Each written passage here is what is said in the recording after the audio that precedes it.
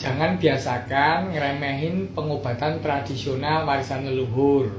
Sebagian besar pengobatan tradisional atau kebiasaan itu sebenarnya ada dasar ilmiahnya, evidence based. Ya, jadi misalnya contoh, ketika kita dulu kecil mimisan, atau sekarang pun masih dilakukan juga di desa-desa. Ketika mimisan itu hidungnya disumpel pakai gulungan daun sirih. Ya memang secara mekanis gulungan daun sirih ini akan menekan pembuluh darah yang ada di sekat tengah hidung yang memang ledes atau lecet itu kan menghentikan perdarahan.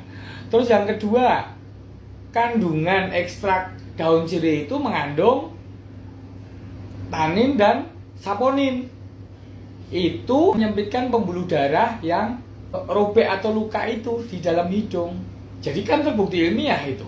Belum lagi misalnya pengobatan batuk menggunakan jeruk nipis. Jeruk nipis itu mengandung banyak asam sitrat, vitamin C, terus kemudian vitamin B1, ya kan, terus vitamin C juga mengandung flavonoid dan juga saponin. Itu kan ada fungsinya sebagai antibakteri dan antivirus. Jadi ada fungsinya untuk pengobatan batuk yang sebagian disebabkan oleh common cold atau infeksi virus biasa. Terus kemudian penggunaan jahe pada orang yang serak, ya karena jahe juga mengandung minyak atsiri. Apalagi misalnya penggunaan atau anjuran untuk makan pedas pada orang yang sedang flu. Itu disebabkan karena apa? Dari bukti kandungan dari cabai itu mengandung banyak, ya dari vitamin B1, kalsium, vitamin C, dan juga mengandung yang namanya kapsainin. Kapsainin itu fungsinya itu merangsang pengeluaran lendir dari hidung. Jadi terbukti kalau orang makan pedas itu ketika pilek, lendirnya cepat mengalir, jadi hidungnya nggak tersumbat lagi. Terus apalagi penggunaan blau itu yang biru-biru pada gondongan. Pada gondongan itu memang sebenarnya penyebabnya golongan paramyxovirus. Itu sebenarnya self-limiting disease. Jadi virus tersebut menginfeksi di kelenjar ludah. Dan umumnya perjalanan alamiah penyakitnya itu kisaran 7 hari. Sebenarnya nggak diobatin pun juga sembuh sendiri. Jadi fungsi blau itu sebenarnya terkait dengan supaya infeksi virus gondongan tadi itu tidak menyebar ke teman-teman yang lain.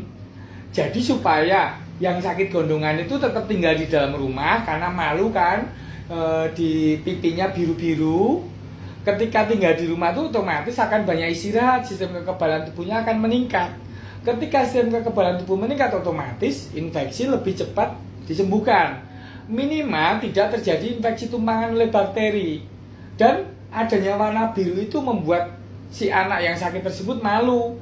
Karena ketika malu tersebut, anak tersebut tidak keluar rumah, tidak menularin anak-anak yang lain.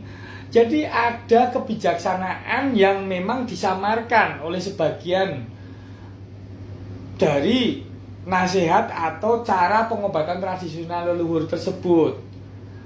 Contoh lagi apa ya? Contoh lagi misalnya orang yang sering minum es, katanya dibilang menyebabkan amandel bengkak. Ya sebenarnya multifaktor terjadinya amandel bengkak atau tonsilitis itu karena terjadi infeksi bakteri atau virus ketika sistem pertahanan tubuhnya turun. Tetapi ketika anak atau orang dewasa pun sering minum es, otomatis terjadi penyempitan pembuluh darah di daerah amandel. Jadi mobilisasi sel darah putih di amandel menjadi berkurang, akibatnya mudah terinfeksi. Jadi kita tidak perlu menghakimi secara berlebihan cara pengobatan tradisional. Tetapi ketika itu berlebihan dan bersifat intervensif, nanti akan saya beritahukan di video berikutnya. Pengobatan tradisional yang bersifat intervensif, ada sebagian yang memang tidak baik dan dilarang. Yang penting yang aman-aman saja, itu boleh.